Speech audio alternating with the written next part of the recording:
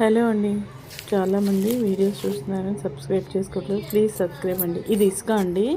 ఈ ఇసుకని నేను బాగా క్లీన్ చేసుకొని ఇవ్వండి ఈ ముక్కుడులో పెట్టినాను. ఇది మా ఇంట్లో వేస్ట్గా ఉన్న ముక్కుడు. దీంట్లో నేను హోల్స్ పెట్టి ఇసుక పెట్టుకున్నాను.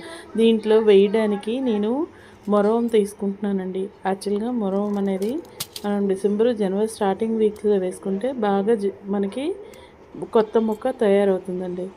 కానీ నేను ఇప్పుడు తీసుకుంటున్నాను.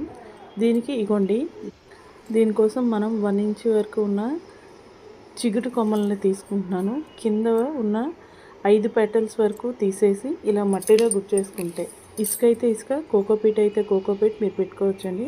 నాకు ఇసుక అవైలబిలిటీ ఉంది కాబట్టి నేను ఇసుక తీసుకున్నాను. మీకు కోకోపీట్ ఉంటే కోకోపీట్ వాడుకున్నా చాలా మంచిదండి.